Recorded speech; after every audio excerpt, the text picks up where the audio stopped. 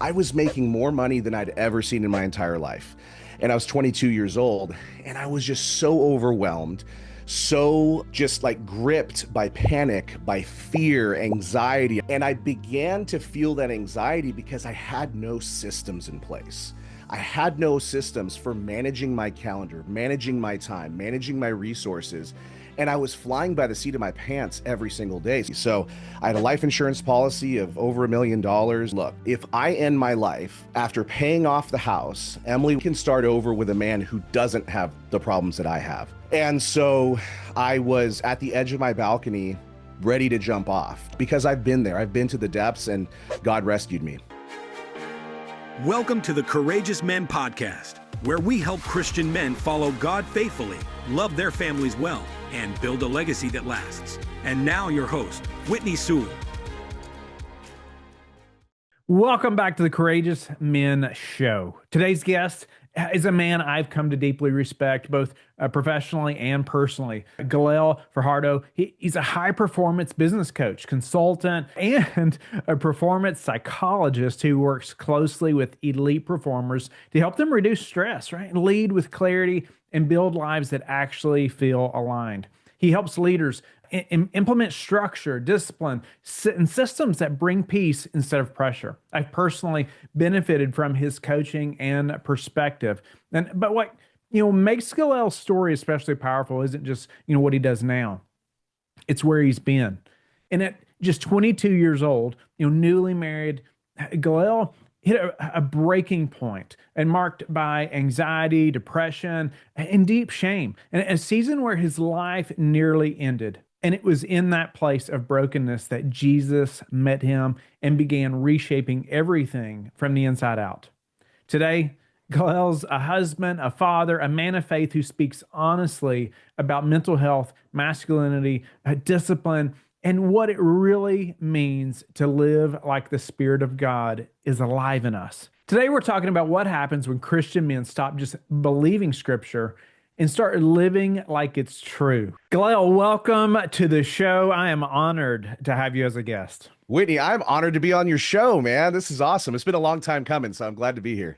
It has been a long time coming. I have enjoyed getting to know you and be coached by you and just the discussions we've had. So I'm really looking forward to this, and even learning more about your background and the guests or the listeners learning from you as well. So I want to go right back to the season when you were 22. I know you were newly married, you were overwhelmed, you're maybe struggling just deeply in many ways, right? But maybe help us to understand what was really going on inside that led you to such a breaking point.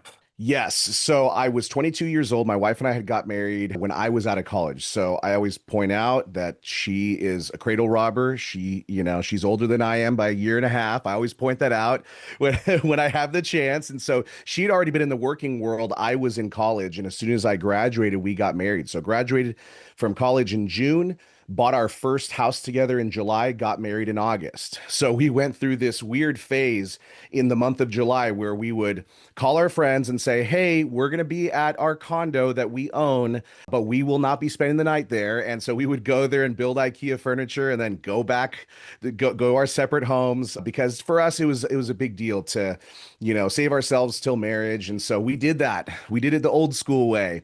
And things were great. The first year of marriage, they say it's the hardest. It was a great first year of marriage, not without challenges. And then come year two, I was making more money than I'd ever seen in my entire life. I was in the mortgage business. Had months where I was making $15,000 a month, $20,000 a month. I remember $60,000 a month, $56,000 that I'd made in a month. And I hadn't seen that kind of money before. And I was 22 years old, and I was just so overwhelmed, so just like gripped by panic, by fear, anxiety. I was at one point, Whitney, I was afraid to leave my home. And I was just having these constant panic attacks. I'd be woken up in the middle of the night with panic attacks at 2, 3 o'clock in the morning. And that anxiety turned into depression. And that depression turned into some very, very deep, dark thoughts where I realized my brain was telling me, Galel, Emily made a mistake by marrying you. Mm. And I now, in hindsight, as a 43-year-old, realized that was the enemy speaking to me, right? Just throwing lots of lies my way. And I had made a wise decision at the time to have a life insurance policy. So I had a life insurance policy of over $1 million. And I looked at my life as a math problem. And I said, look, if I end my life after paying off the house, Emily will have this much money left over. She can start over with a man who doesn't have the problems that I have. And so I was at the edge of my balcony, ready to jump off, just contemplating it and just thinking about it. And something inside me, which now looking back, that something was the Holy Spirit, told me, let's come back inside because Emily's going to see this and she's going to be traumatized the rest of her life. Let's do this a different way. So I went into the house and began to sob. And that's when my wife came home a few minutes after that. And I just said, I'm in a rough place. I really need help. And by the grace of God and doctors and counselors and pastors and dear friends, I got through that season. We got through that season. It's really, really rough on your spouse, seeing your spouse who doesn't want to get up in the morning and just wants to lay on the couch. And I'll tell you, I'm in a much better place now. And during that season of anxiety and panic and depression, I kept saying, why is this happening to me? Why? And that in hindsight, I'm looking back now, like, over 20 years later going, thank you, Lord. Thank you for letting me experience that because now I can come alongside men and women in my work as a coach and help them when they're experiencing some tough times because I've been there. I've been to the depths and God rescued me. Wow. It gives me chills thinking about just the goodness of the Lord there, right, to protect you from that. Uh, Amen. I mean, for you and your wife, your family, your kids, I mean, just this, oh, wow. All the people that he's using you now, Yeah. touch and you'll never know the eternal impact of that, right? Or Yeah. maybe one day. I hope one day I get a That's glimpse, right. but the way I just approach it now is, Lord, just use me. You use me however. If I have to be vulnerable on a podcast and share my story, and I've never told it in that detail. This is the first time. There's gonna be people that see this, that know Mm, me, that have never heard me describe this in detail. I've alluded to it, but I've never gone to the exact description of what I was going to do. And I feel like I have to share my story because I yeah. think that there's other men out there. I know there's other men who are dealing with these things. And number one, it's okay to have those feelings and it's okay. There's nothing inherently wrong with you at all, but you need to tell somebody and we need to talk Mm, about it. And more importantly, don't make permanent decisions based on temporary feelings because that's what it is, right? It's temporary feelings. And there's a lot of ways of being able to get people help. And we really need to destigmatize mental health and allow people to get the help they need. just to go a little bit deeper there slightly, you talked about making more money than you'd ever made before. I mean, it was just like overwhelming. What was overwhelming about it? Like, what would you say were some red flags when you look back on it now that maybe you should have seen or others Sure. maybe should have been looking for as a friend? Yeah. And let me just unequivocally say this. There's nothing wrong with making a lot of money. There's nothing wrong with that. However, it changes the problems that you have in life when you have more money. A lot of people think money's going to solve all of your problems. It doesn't solve all of your problems, right?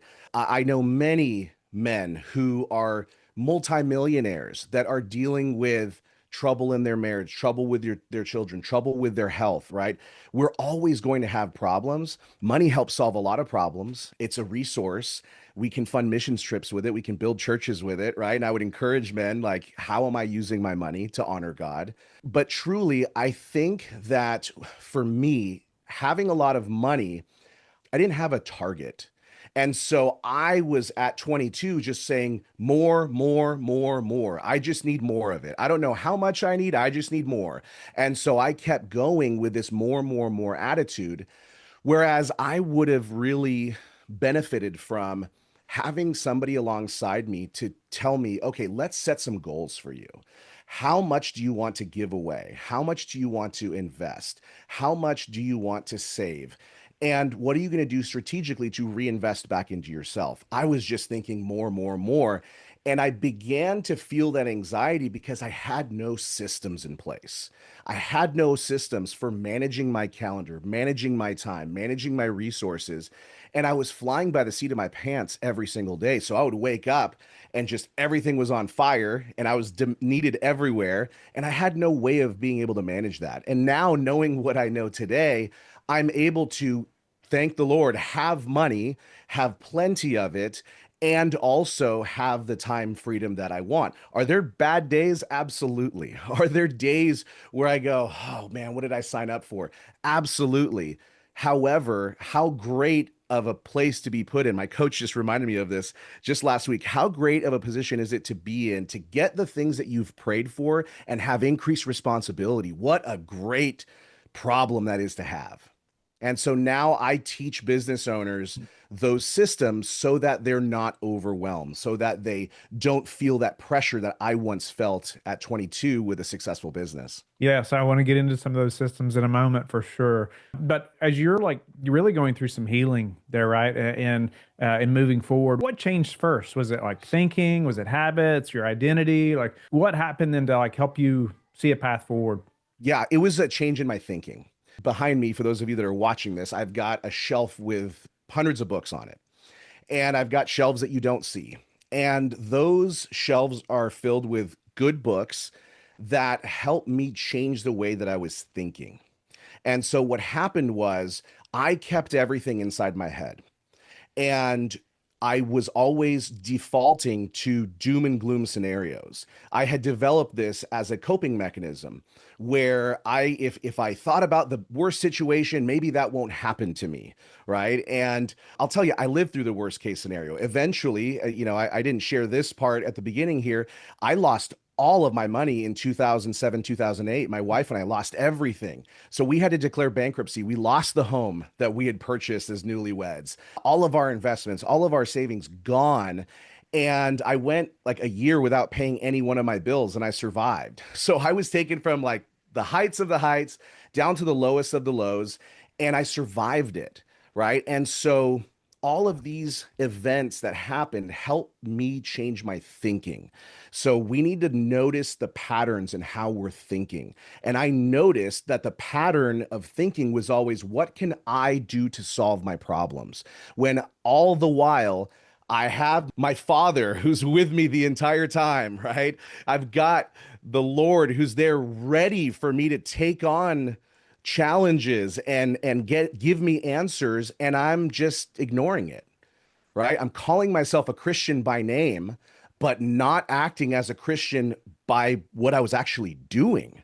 And so when I learned to change the way I was thinking, not have to try to pretend like I'm Superman and realize that I've got the Holy Spirit dwelling inside me, guess what? You are unstoppable. The literal power to raise the dead resides in you. The power that resurrected Christ lives inside you, and yet we live by fear. And so for me, the book of Matthew became just this book that I kept going to during really tough times, specifically Matthew chapter 6, because it talks about Jesus is teaching about how you should not worry. Do not worry about what you're to eat or drink. Like God takes care of the birds. Isn't your life more important than the birds? And what was great was kind of a road trip that began to kind of like cap the season or lead us into the season that we're in now, which was like, hey, we've made it far. We've made it very far. We're not yet where we want to go, but we've really made it far. We took our family on a road trip through Provo, Utah, and which is where BYU is, right? And there's this bookstore, this used bookstore called Moon's Rare Books. And they said, hey, we've got this Bible. In fact, I pulled it off my wall for this. Okay. So this is a 1613 King James Bible. They said, hey, do you have a favorite verse? And I said, actually, I love the book of Matthew, specifically Matthew chapter 6. And so we found it, and sure enough, they had that page still available. And so they cut it out and put it on this frame, gave me this certificate of authenticity. And it was printed just 42 years after the first King James Bible in London in 1611. So this is a Wow. 1653 Bible. And that became my mantra, was do not worry. Do not worry. Give it up to God. Aren't you more important than the animals that he feeds every day? And that changed my thinking changed, then my heart started to change, and then my faith started to change, where I realized I can tap into the greatest power of the universe, the creator of the universe who loves me and calls me son. That is where my power is now, not in accolades from people and not in anything else. It's that is where my power rests. Why do you think so many Christian men would say they believe that verse, right? But don't live like it's true? Because society has sold all of us a fake bill of goods. Society's job, and I say this as a marketer, right? My background is in marketing. As a marketer, my job is if I'm selling product A, I need to make somebody discontent. I need to make them feel like they're missing something without product A. Now, product A may be a great thing for them, but I still have to create discontentment in what their current situation is for them to purchase it. If I want somebody to hire me as a coach, I need to help them see how the current path isn't working well. Now, the thing is, though, is that today's marketers here in the United States are dealing with hundreds of millions of dollar budgets that and algorithms that know what you're thinking, based on your activity and who you're around and all these things. And so they can target things at you, and we're human. And unless we like just wake up putting on the armor of God as we're called to do every day, guess what? We're fighting a battle out there and the enemy will come for you. And so that to me is why so many Christian men succumb to the counterfeit that exists out there.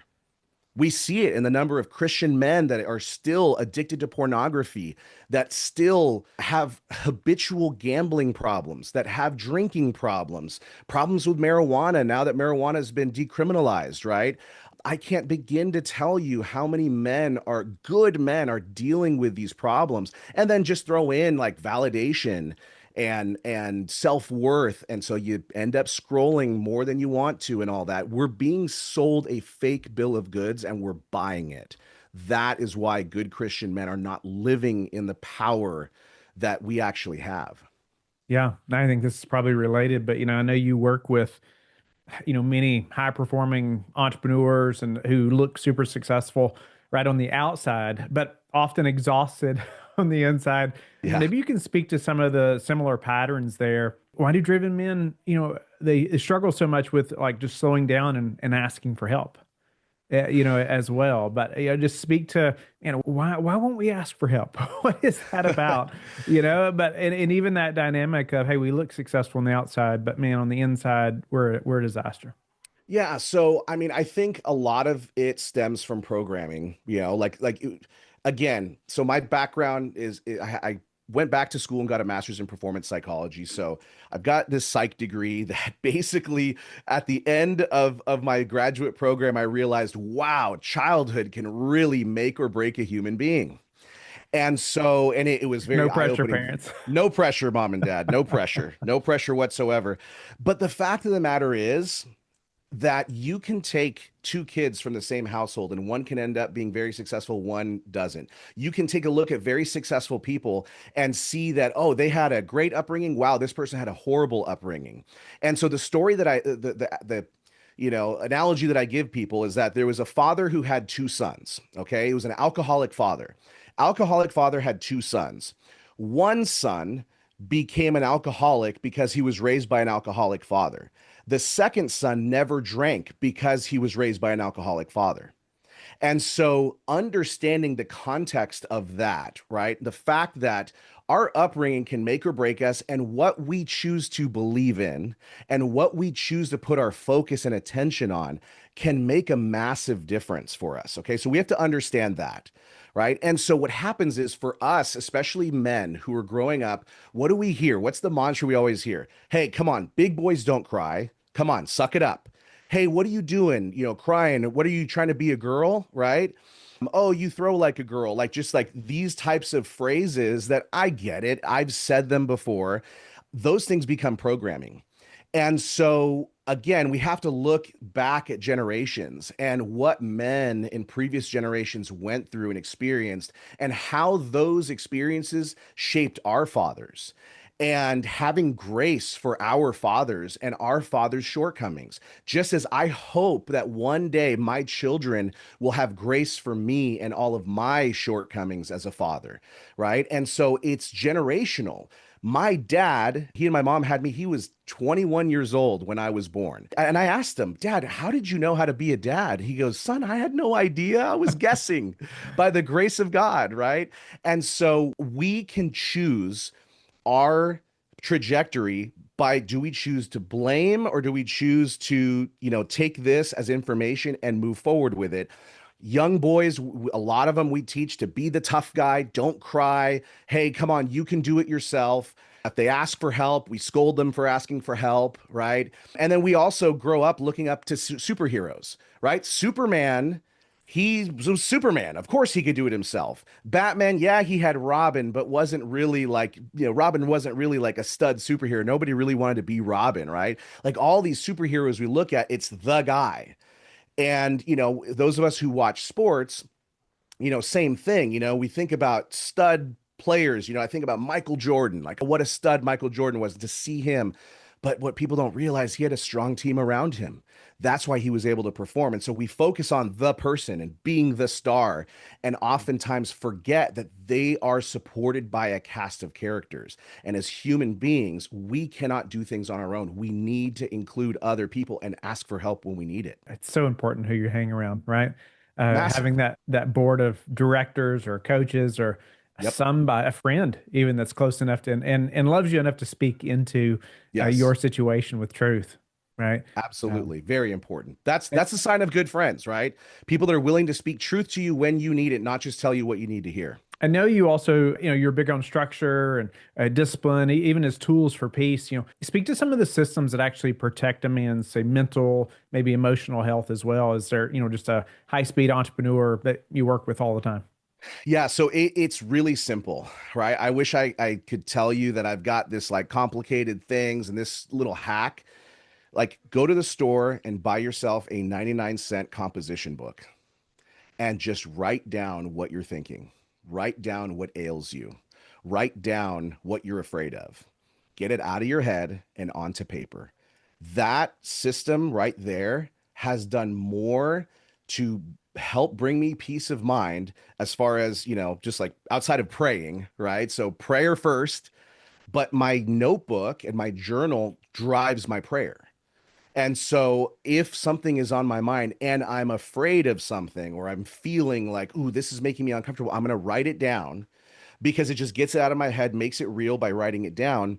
And then I realize after a while, like, I've just turned it into something normal. It's written down. It's not this big, scary boogeyman. And so a system that I would encourage everybody to do: have a notebook, have a journal.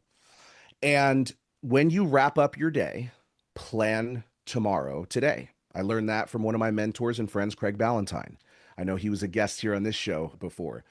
So if you plan tomorrow today, you can wake up with intention, knowing exactly what it is that you need to do that's going to help move the needle in your business and in your life.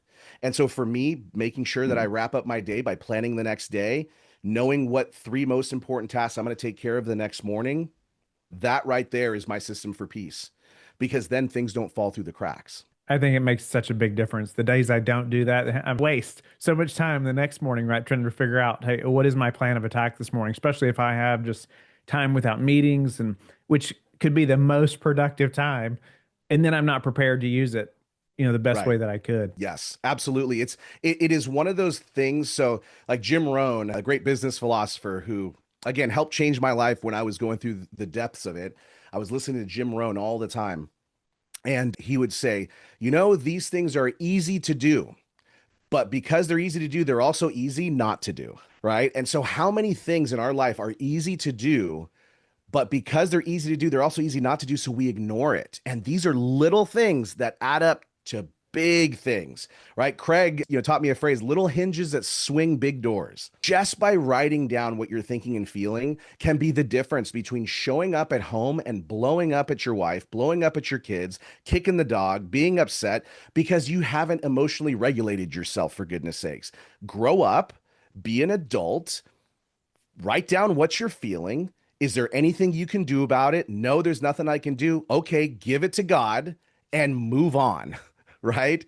But we, choose to take the more difficult path, which is keep it inside our head and stew on it, let it build up until eventually it's like a volcano and it erupts. That's no way to live. Or we turn to something else like alcohol, pornography, drugs, watching pro sports for hours on end to numb ourselves out because we don't want to face the real problems that we have. Yeah, I'm guilty.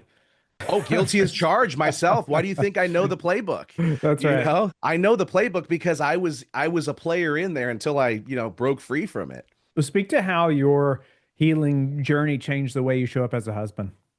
Yeah, so first off, I realized that it's okay to feel. So that is something that was new. It's like, wait a second, I've got these feelings. It's okay for me to experience sadness. It's okay for me to be angry. It's okay for me to be frustrated. It's okay for me to feel happy about this.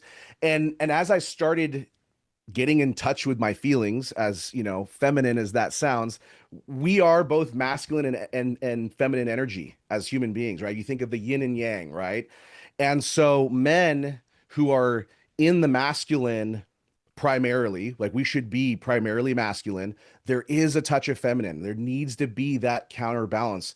And trust me, with a 13-year-old daughter, I get plenty of that in my life. But I think it's so important for you to recognize what you're feeling and then look at it and say, okay, who do I need to talk to about this? I'll give you an example from my life. One of the things that I have told my closest inner circle is if you do not hear from me for 3 straight days, call me, find out what's going on.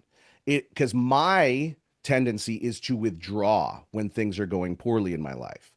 And things do go poorly in my life sometimes. I'm a coach and I've got a great thriving business and everything, I got a great marriage, great kids.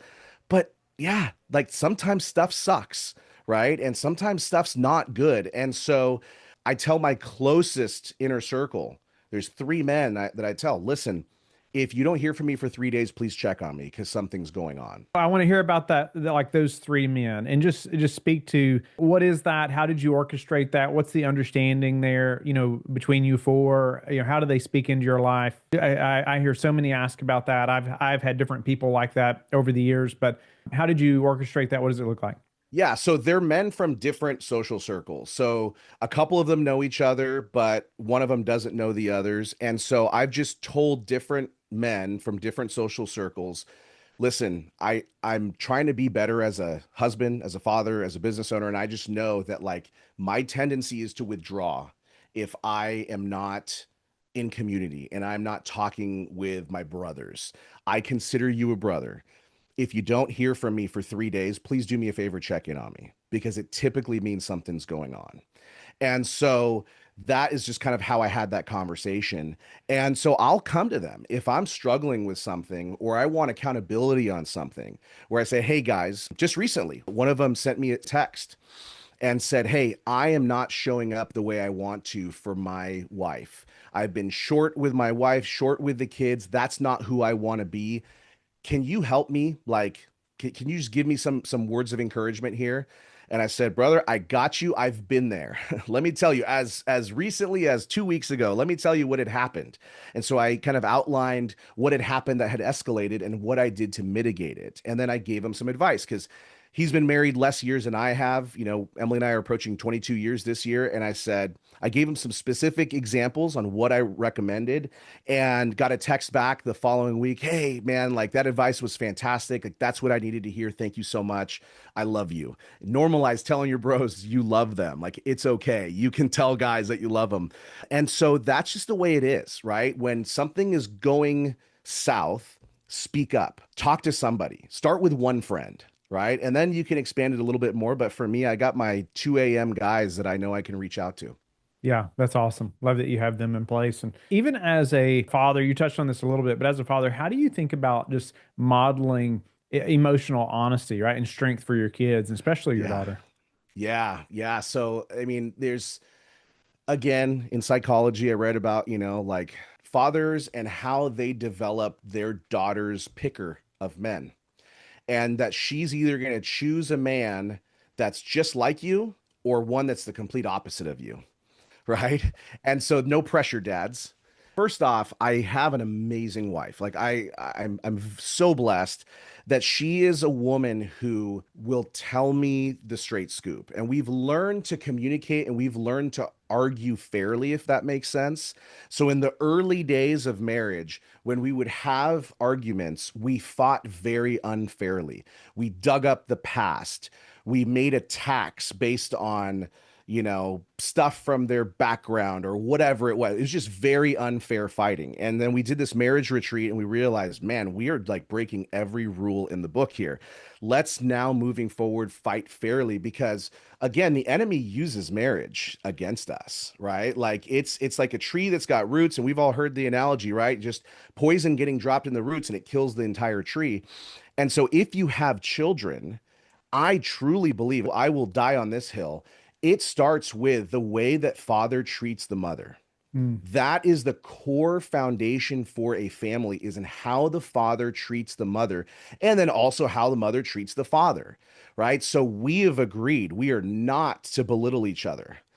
Growing up in a Latino household, we poke fun at each other and we make jokes and all these different, it's very cultural, right? You earn nicknames based on your physical characteristics. And that's not a good thing for a marriage. Okay. It's not good to do that. And so we learned that if we were going to have discussions, that we weren't going to run away from them and that we were okay with arguing in front of the children because we want them to see that arguments are a part of relationships. And it's accountability because I know I've got eyes and ears around me that if I escalate it or take it to a place, I don't want to go with my tail between my legs and apologize to them for what I said to their mom that was really hurtful.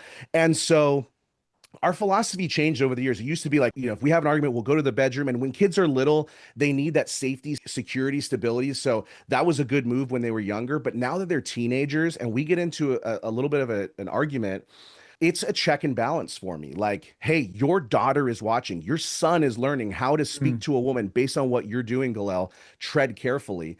And so we've just learned to fight better, I guess. It sounds weird as good advice. Like we've learned to fight fairly and fight better and get to the heart of what it is and to say, honey, I love you, but I'm feeling this way.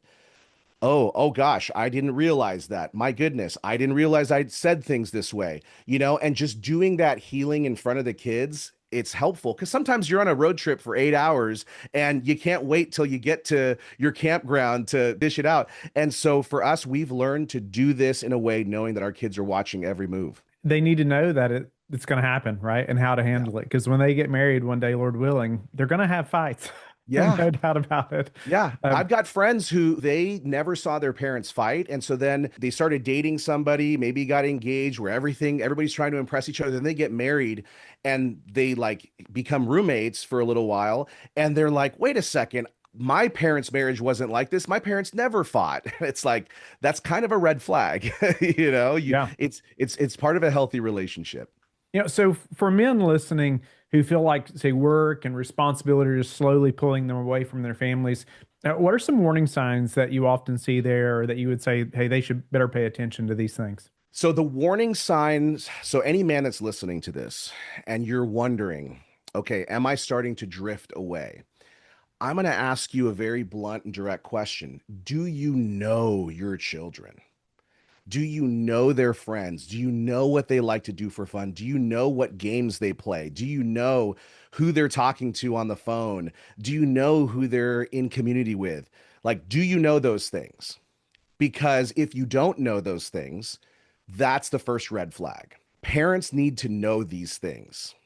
And with technology, teenagers, it becomes easy for them to like FaceTime people and be on different apps. Like we don't allow our kids on social media, which I would recommend. I don't recommend social media for your children.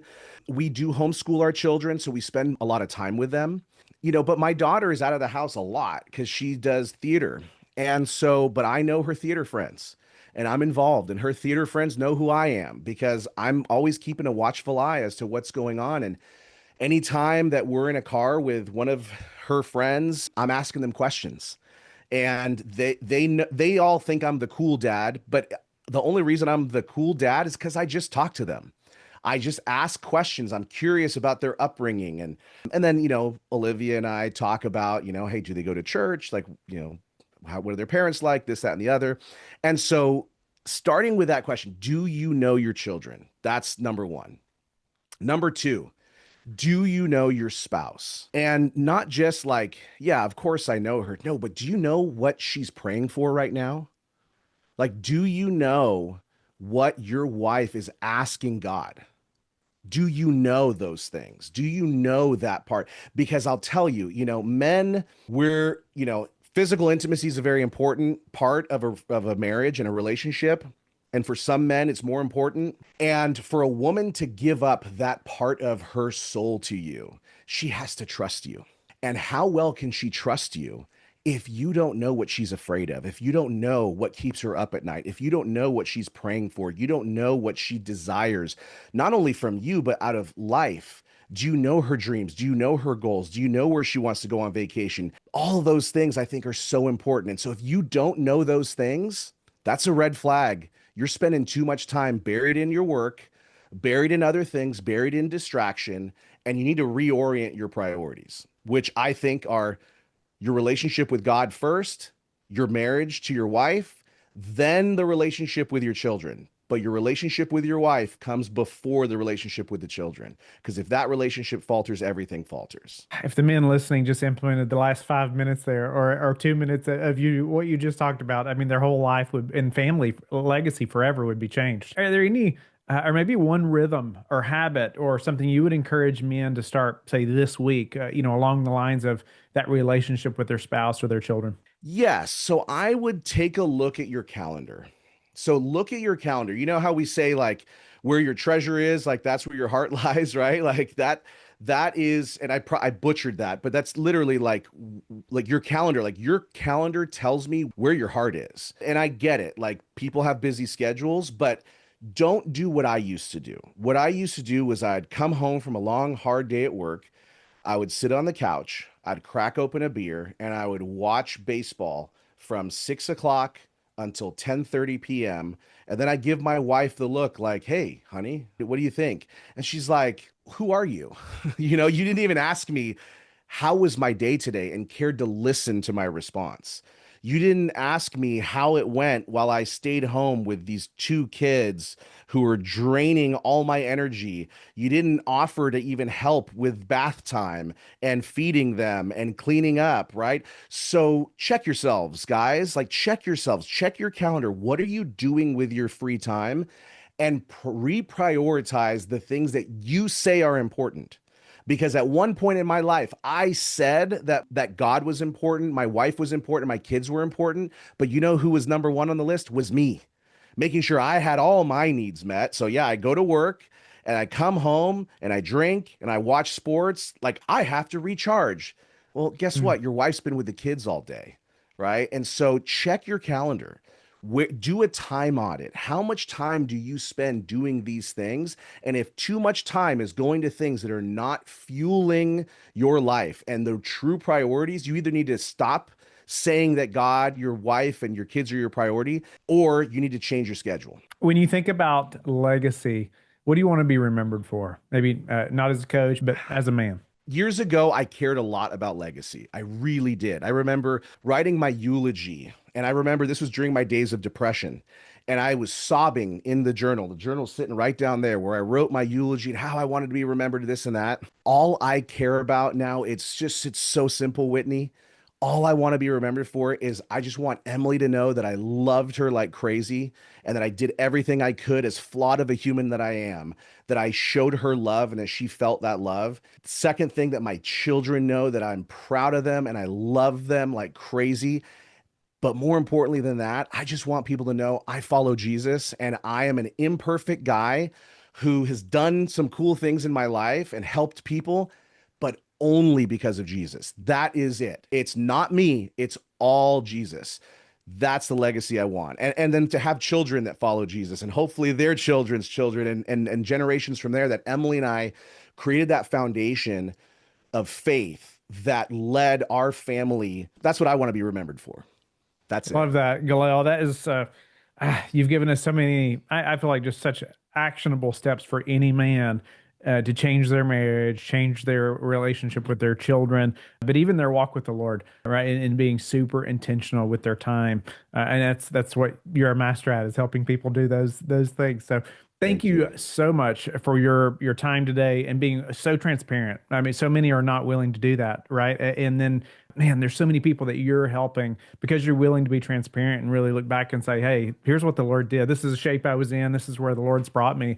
And so thank you so much for that. How can the listeners learn more about you, any of your social platforms, anything like that that you would send them to?